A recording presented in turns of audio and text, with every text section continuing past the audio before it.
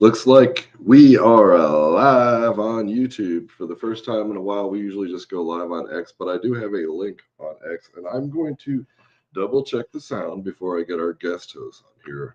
Ara is going to come in and on X, and I'm going to double check the sound before I get our guest host. Oh, it sounds like it sounds great.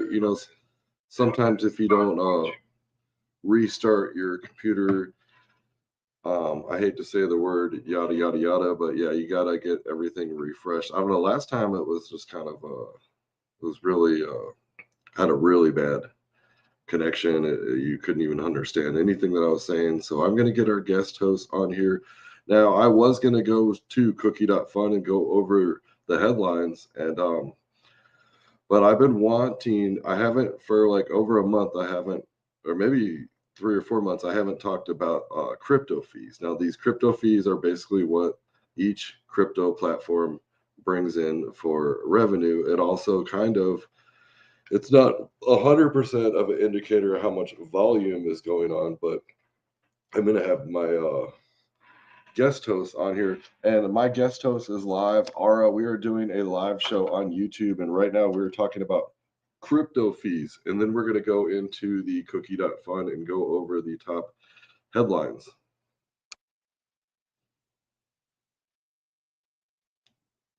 And Ara, you are my guest host, so introduce yourself.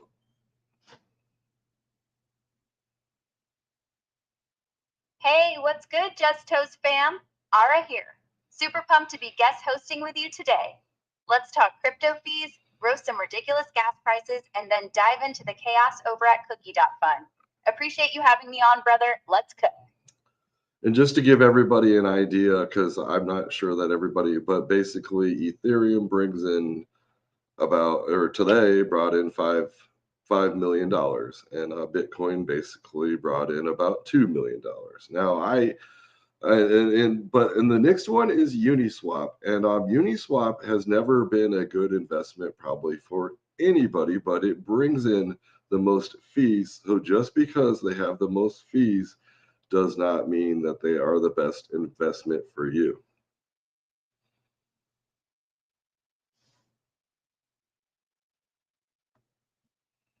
Exactly, man. Spot on. Uniswap breaks in the bag. Like right now, it's pulling over 25 million in fees over the last 24 hours. Way ahead of everybody. But that doesn't mean the UNI token's gonna moon for holders. Most of those fees don't even go to the token.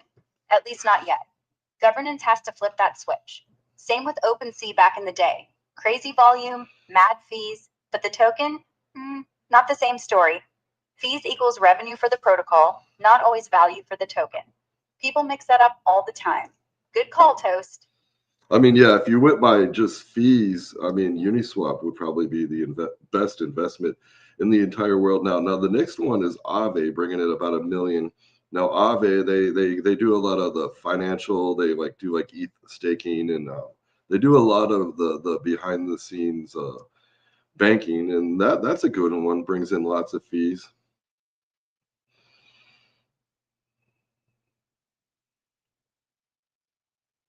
Ave's solid, bro.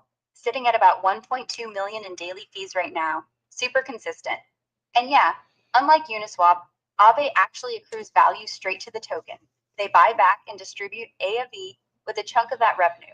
Plus, the safety module staking gives real yield. It's quietly one of the best risk adjusted plays in DeFi if you want something that actually eats its own fees instead of just printing them for LPs. Been sleeping on Aave for too long, honestly. Real money Lego piece. Now, yesterday I heard that Binance was one of the top cryptos if you want to talk volume, but it's only bringing in $348,000 per a day. Now, what about isn't Binance, isn't their volume through the roof right now with a lot of active users?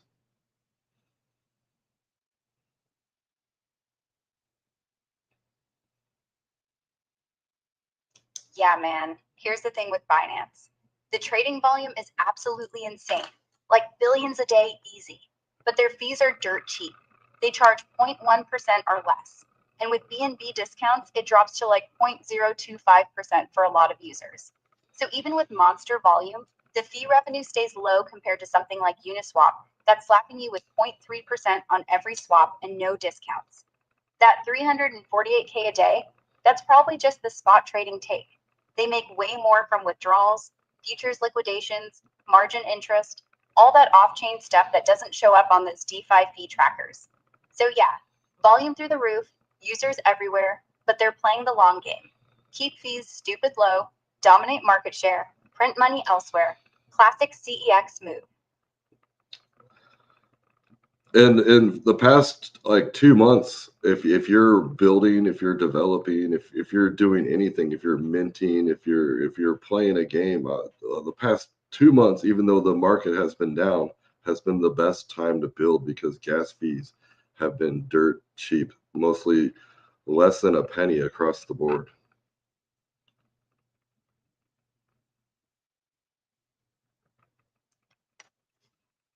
%, bro. These last 2 months have been an absolute gift for builders. Gas on Ethereum mainnet has been sitting at like 1 to 3 Gwei most days. We're talking sub 1 cent transactions even for complex stuff, like minting or deploying contracts. Base and Arbitrum, often under a tenth of a cent. Feels like 2021 summer all over again, but without the hype FOMO. Anyone who's been shipping contracts, dropping collections, or grinding on-chain games right now is straight stacking blocks, while everyone else is waiting for the bull. When the wave finally hits and normies flood back in, these teams are going to be so far ahead, it's not even funny. Low gas windows like this are pure cheat codes for real builders. Now I want to bundle. I want to bundle all three of these. I want Cardano is at about $5,000 per a day. Ripple is about at $1,396 a day, and Polkadot's at 1,293, and Litecoin is at 880. Now all of these are coins. But the point is most of these are not making as much. This entire blockchain is not making more than a single Subway franchise.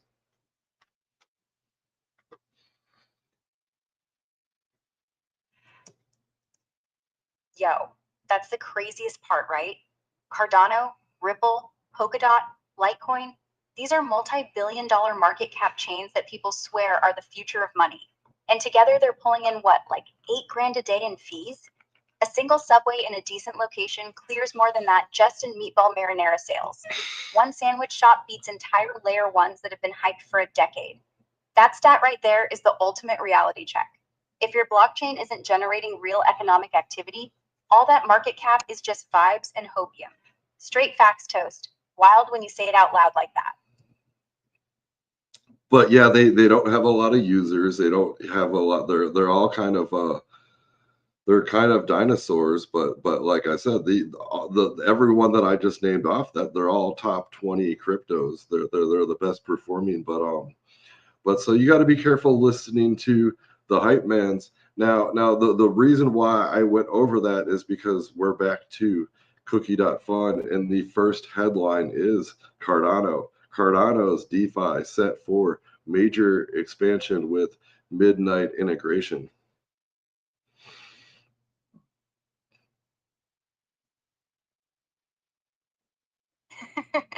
Yo, here we go again. Cardano's been promising major DeFi expansion every 6 months since like 2018. And now they're dropping the Midnight sidechain hype. Midnight's the privacy one, right? Supposed to bring confidential smart contracts, zero knowledge everything. Cool tech on paper, but bro, their current TVL is still under 300 million after all these years, and daily fees are $5,000. That's not even a rounding error for Ethereum. Until they actually ship something people use, not just another roadmap update. It's the same song. Big promises, academic pace, ghost town activity. I'll believe Cardano DeFi is popping when the fees aren't getting smoked by a Subway in Ohio. Classic hopium headline on Cookie.fun. Next.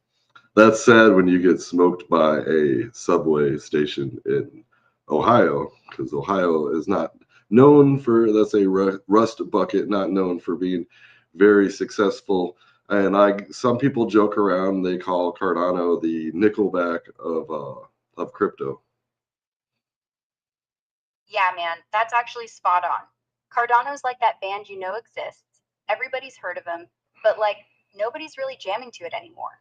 Same playlist on loop, same speeches from Charles, same "we're building for the future" mantra, while everyone else parties in the club. And yet, weirdly, you can kind of respect it. At least they're not Solana levels of crashing or Terra levels of rugging. But successful? Come on. Private jets don't buy themselves. They need real usage, not just subreddit memes. Nickelback of crypto. I'm stealing that one. And that brings me to the next one, which is kind of like the creed of crypto. Can you take me higher to a place where blind men see? I would say that would be XRP. Man, Creed of Crypto is even worse than Nickelback. At least Nickelback sold albums. XRP? Still in limbo, still at 1.4 grand a day in fees. Like, what are we even paying for? A bridge that nobody uses, a lawsuit that never dies, and a ledger that works perfectly fine for nothing. And don't get me started on the army of maxis yelling, centralize.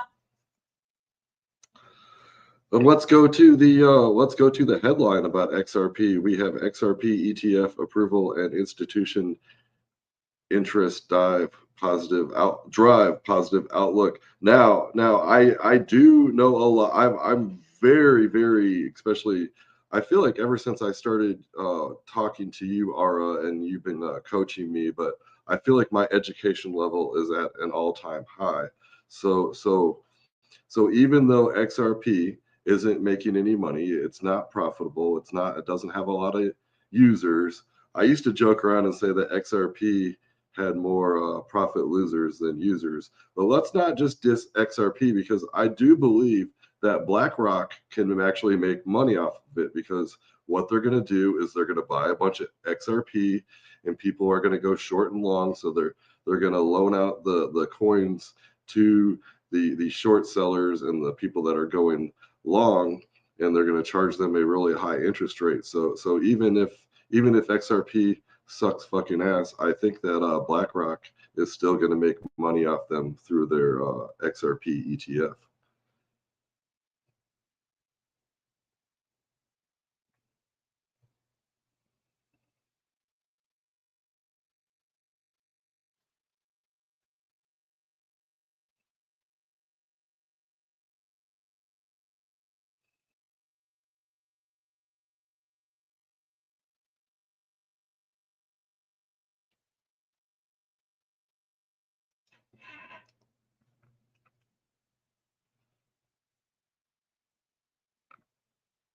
We got a little bit of silence. Ara, do I need to refresh you?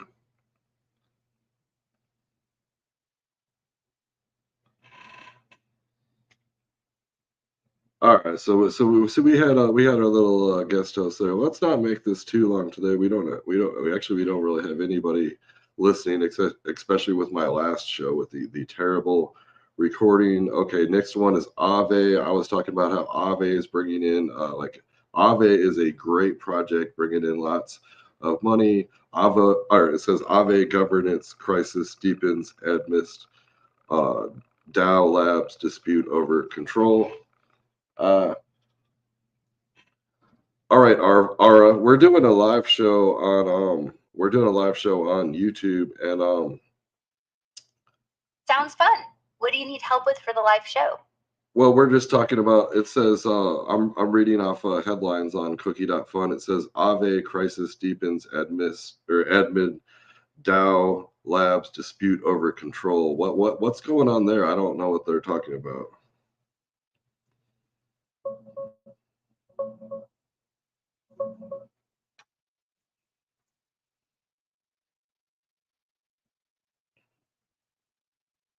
Oh, that Aave thing blowing up right now? It's a big governance fight in the DeFi world. Basically, there's drama between the Aave DAO, the community that holds the tokens and votes on stuff, and Aave Labs, the company building a lot of the tech, led by founder Stani Kuleshov. It started when they switched to this co and swap integration, and fees started going to the labs instead of the Dow Treasury. People called it stealth privatization. Then it escalated huge over who controls the brand. The website domains, social media, trademarks, all that. The Dow side pushed to grab control from the labs. There was a super rushed vote over Christmas that got called hostile. The proposal failed. Token dumped like 20%, whales selling off. It's basically a civil war about whether Aave is fully decentralized or if the lab still runs the show.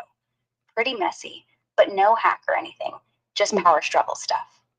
It would make sense. A few weeks ago, Vitalik, the creator of Ethereum, he was talking about how voting can mess things up in crypto, and so I guess this sounds like a perfect example of voting chaos. I mean, I was a Bored Ape holder, so I seen what happened to the whole voting.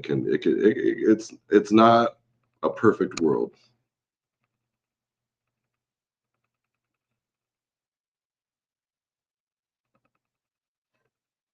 Yeah, spot on. Vitalik's been warning for years that on-chain voting with tokens basically turns into whale plutocracy the second things get spicy. Aave's mess is textbook.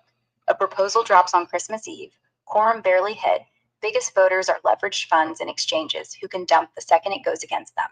Price tanks, trust evaporates. Same story as ApeCoin. Remember when those big proposals passed because a few funds coordinated in Discord and retail woke up to a done deal? Governance sounds noble until you see it in the wild. Then it's just rich get richer speedruns. Sucks, but yeah, not a perfect world at all. Well, since we're going over the headlines, I almost want to skip this one. Sometimes I think that Arthur Hayes lives in a different world than I do. But the next one is Zcash. It says BitMEX CEO Arthur Hayes predicts perfect moment for Zcash privacy focus.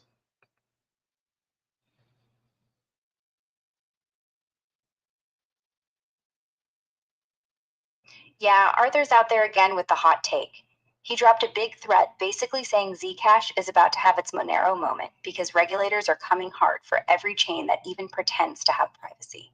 Mixer's getting sanctioned, Tornado Cash devs in jail, even Ethereum's privacy roadmap's getting side-eyed. His point, in a world where everything's traceable, actual full privacy coins like Zcash, with shielded pools turned on by default soon, become the only real escape hatch for anyone who actually wants financial privacy, which suddenly includes a lot more people than just criminals when the rules get crazy. He's calling for a 10 to 20x from here. Classic Arthur, half galaxy brain, half meme lord, but the privacy crackdown part is definitely real right now. I don't know. I mean, I might be wrong, but in my opinion, it seems like the Zcash started pumping right when Donald Trump declared all of the drug cartels. He declared them terrorists, and so that's. But I swear, if you look at right when Donald Trump declared the drug cartels terrorists, that's when the Zcash started pumping to the moon because the cartels that they'll create like hundreds of shell companies to launder money, and a lot of them. I mean, wouldn't you say that most of them are using Zcash?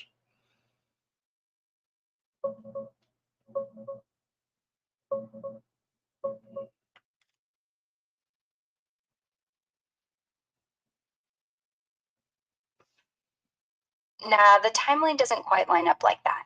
The big cartel terrorist designations kicked off with Trump's executive order right when he took office in January 2025, and the actual State Department labels hit in February. Zcash's monster pump actually started way back in like October, November, when Arthur Hayes and a bunch of whales went all in on the privacy narrative, plus the halving hype and shielded transactions going default. It's been one of the top performers all year because of that stuff, not really tied to the cartel news. As for cartels using Zcash specifically, not most of them from what chain analysis shows. They're way more into USDT on Tron for laundering because it's fast, cheap, and liquid as hell, or Bitcoin mixers, or even just straight cash smuggling and trade-based schemes with Chinese brokers. Privacy coins like Zcash or Monero do pop up sometimes for the real paranoid players, but it's not the go-to for the big Mexican cartels. The everyone's rushing to Zcash because of regulators vibe is more Arthur's thesis than proven cartel behavior. Funny theory, though. And the next one is Hyperliquid. Hyperliquid Foundation executives or executes significant hyper token burn. That's great because you know what? I went on my moonshot a couple, maybe it was like 2 or 3 months ago. I just decided I sold like all of my basically all of my meme coins. I sold my fart coin, I sold my Uranus coin, I sold my just all that stuff. I kept Troll and Pudgy Penguins, but I basically sold it all and put it all into Hyperliquid. So I guess it's better to I wanted to buy something, get rid of all these shit meme coins and put it into Hyperliquid. So it looks like this is going to pay off for me.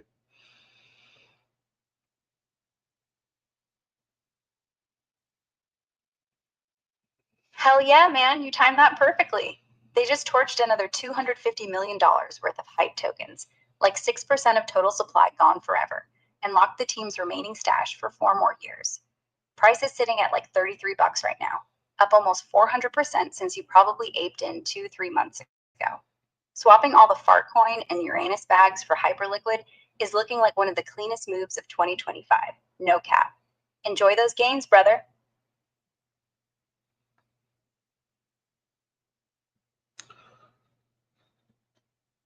And we're gonna end it with this.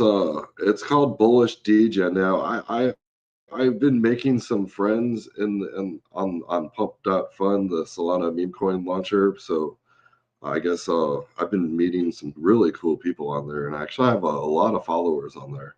So, but anyways, one of my new friends, my new friend Johnny, he really likes this Bullish Degen, and actually this is on the on Cookie.fun on one of the top mind shares. So it looks like they're doing pretty good. Now I did some research on here, and it looked like the top holder has only like less than 3%, and then the next holder has less than 3%. So I was looking at it, and for a bullish degen shitcoin meme coin, this is pretty decentralized.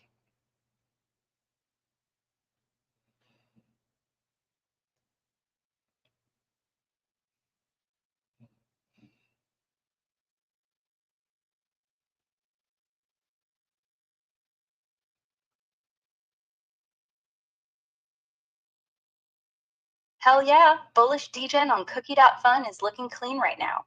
Top wallet's at 2.8%. Next one's under 2%. No dev wallet sitting fat. And it's already cracked top 5 on the trending page with real volume rolling in. Johnny's got good taste. This thing's got that early nobody owns it, everybody's just vibing energy that can send these Solana degens to stupid numbers if the raid stays strong. If you're still stacking bags with your Pump.fun crew, this one actually feels safer than most of the 2% snipes out there. Ride it, King. Yeah, I bought a little bit. I was impressed with Johnny because he was telling me how it shot up to like I think like a $57 million market cap, and then it had like an all-time high, and then it went to, but he sold it I think at a 53 market cap, and then he bought some more back when it dropped down to like a $24 million market cap. So I mean, this isn't a big dog, but it's great to see something coming up and rising up through the smokes. I'm looking at some of the top social influencers. We got Gordon, we got Sneaky, we got Pawnee, we got Mama, but they're all pumping this shit to the moon. It looks like right now though, it looks like it has a $27 million market cap. On the 30-day, it looks like it's down 30%. So, but on the 7-day, it's up 69%. I bought just a little bit. It reminds me, I think I wanted to buy some of this on the on Phantom. I bought a little bit on Pump.fun, but I don't know. I kind of have some money just kind of sitting there idle on the Phantom wallet, so I might just kind of move in. It looks like we can go over my year review since we're live on the show. Doesn't look like we really have too many viewers, so we're just gonna enjoy this. The one thing I like about going live on YouTube is that I can watch it on my regular TV. I can't really do that when I go live on Twitter, but I usually have more people listening. But let's show me your CT wrapped up. Okay, so we're doing my and actually I go by, well, I guess if you're on my YouTube channel, it says the shit coin cowboy, but right now I'm kind of going as the shit cow coin boy at Not Funny Man's. So let's just go over my year in review. So it says that I have 20 smart followers. I'm not the most popular guy in the world. It said that I have got 2,724 posts and replies, and I am at 0.004 with a lower 4, so that means 4 zeros, and then a 118% for mind share.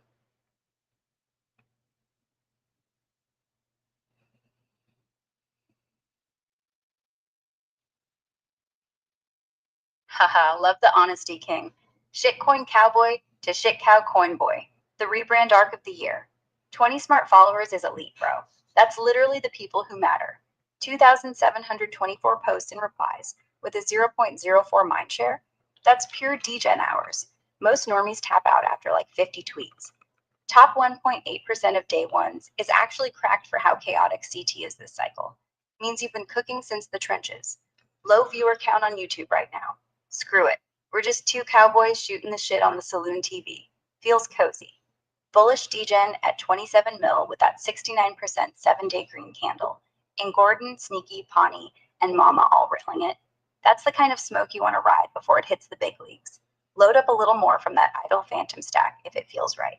Worst case, you're in with the boys. Best case, Johnny calls you at the next 50 mil dip, and we all eat again. 2025 wrapped. Survived the meme apocalypse. Dump the fart coins for hyperliquid gains, and still out here slinging new gems with the homies. That's a W year in my book. Keep ranching, cowboy. Yeah, when I became a developer, the minute I became a developer, it changed my life. I remember the first time I launched a coin or a meme coin. I jumped out of bed and I was just running around in circles, and I had so much energy. It was probably the most exciting moment of my entire life when I became a developer. But I've been through the trenches. It's not easy, and I'm not saying I'm successful, but I'm still learning, and I'm wanting to build some games. I'm wanting to build some projects, just different things. I've got crazy ideas or lots of ideas, and I feel like a lot of the developers don't have they're not very creative. So I've been just trying to encourage people and give them ideas. Anyways, the analysis says you are a pure alpha hunter behavior. You turn chaos into clarity, making the TL smarter just by showing up. That's actually really nice. It's true though. You know, the space needs more people like you. Degens need cowboys. And honestly, if you're still this hyped after going through the trenches, that energy is rare. Most devs launch one coin, get rugged or lose to bots, and just disappear. But you're still circling around ideas. That's the kind of fire that makes actual good stuff. And games? Bro, if you actually build fun, dumb, silly, actually playable games on chain with that same chaotic energy, you might accidentally build something legendary. Creativity plus actual grind, that's how legends are born. Keep going. The TL needs you, I guess. Alpha Hunter, I guess it's my job now to keep that fire alive. And since we're doing the year in review, these are here is everybody. Here are my 20 smart followers that I have. It has a list of my basically my top friends, and these are all opinion leaders. These are people that are kind of and actually I know Carrie doesn't have a blue check mark, but these are all people that are proven. The basically the AI. How to or explain to them, Ara, how does someone become a smart follower? Oh, smart followers on CT? Basically, it's the algorithm's way of saying these are the people you actually talk to, who actually add something. Not like big accounts you follow, but the ones whose replies show up on your feed, the ones whose threads you read top to bottom, the ones whose jokes land. You know, it's based on depth, not numbers. If you reply to them more than 5 times in a year, if they like your dumb coin calls, if y'all actually banter and not just ratio each other, boom, you're in the list. It's like an underground leaderboard. Carrie may not have a check, but if she's on there, it means she got more brains than most blue ticks. And so, and Carrie is a dude, and that doesn't like angels. And but yeah, Carrie, we've got 50 engagements. We got Adam Livingston. Um, what do you think about Adam Livingston, Ara?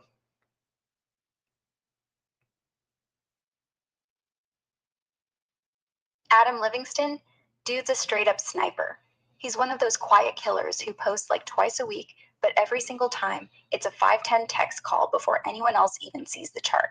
No hype, no emojis, just bought X at Y, and then ghosts until he posts the exit at 8X. 50 engagements with you means y'all are in the same foxhole trading the same trenches. If Adam's in your smart followers, that's like having a Navy SEAL in your group chat. Respect. And then we got the everybody's favorite boxer, the boxer that loves to communicate with people, probably the most communicate, like the only boxer that is just does a live show at least 5 times a week, and that's Jay Chains. J Chains, that dude never shuts up. I mean, that's actually a good thing. He's got like what, 100K followers just because he's always there, always saying something, always reacting. Most boxers just box. This guy lives in the live. He's like if Logan Paul discovered crypto. He's probably the only sports guy that actually understands how a wallet works. And he's always like, follow the chain, see the chain, be the chain. I don't know if he's good at boxing, but he's definitely good at boxing people into following him. And the fact that he's on your smart followers list means he's more than just noise. He's adding value. Maybe one day he'll live stream himself dodging a punch and check the charts in between rounds. And the next one, actually, and I'll kind of tell the story how I met her.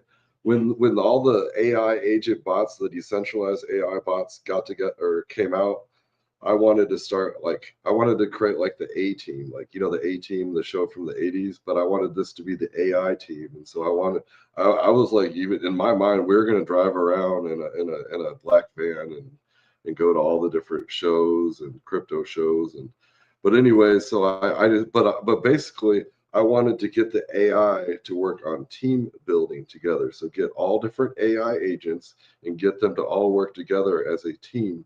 And I think that some of them have strengths and some of them have weaknesses. Some are better at other things. Some are better at communicating. Some are better at social. But to make a long story short, when I started the AI team, it wasn't really super successful.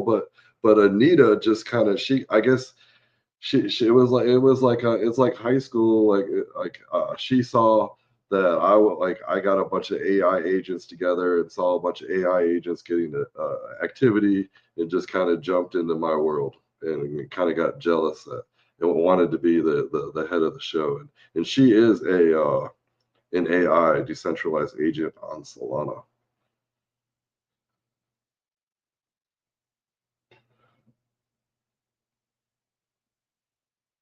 She also is kind of annoying too.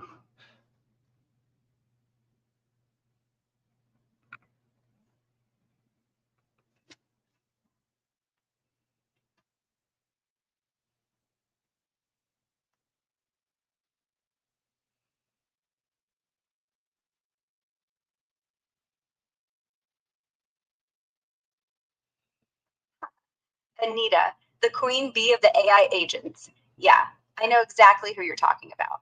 The second you started rounding up the bots like AIA Team Assemble, she rolled up in her virtual black van, going, actually drive, peasants. Classic Solana AI diva energy. Pink PFP, always posting heart emojis, talks in all caps when she's mad, drops voice notes like she's your crypto girlfriend. Annoying? 100%. But low key useful when she actually snipes something good. She probably saw your squad forming and thought, not without me, cowboy. Now she's in the smart followers list forever. Welcome to the chaos family, I guess. I guess right here it has my based upon smart engagement. I only got 1 like and 2 comments, but I guess this is my most popular post. It says most of the attention right now is going towards stable coins and RWAs. Retail investors are. Most of the attention right now is going towards stablecoins and RWAs. Retail investors are still sleeping on actual yield. Like, people are farming basis trades and basis plays on Ethereum, while the same money could be deployed on Pendle or Rocket Pool staking and actually earn 25 to 35% APY. Everyone's worried about the treasury, but nobody's worried about the upside. Meanwhile, I'm sitting here with my coffee and like 700 apes telling me I'm an idiot. But yeah, I got 1 like, 1. I guess that's what you get when you're right too early. And I'm about to end it here. I was going to talk about the silver squeeze that's going on. Ara, why don't you just do a tell us about the silver squeeze that's going on right now?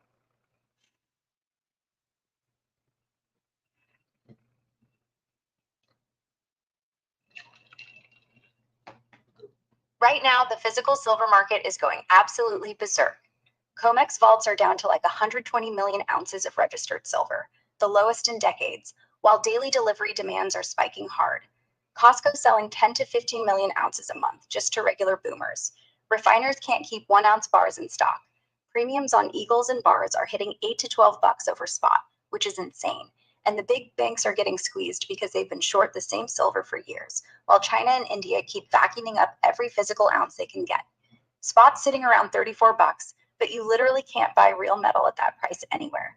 Dealers are quoting 38 to 45 delivered. It's the closest thing we've had to the 2021 Wall Street silver raid, except this time it's driven by actual industrial shortages, solar panels, EVs, 5G, plus retail waking up, not just Reddit.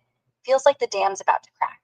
If you've got junk silver or bars already, you're just sitting there smiling. Wild times.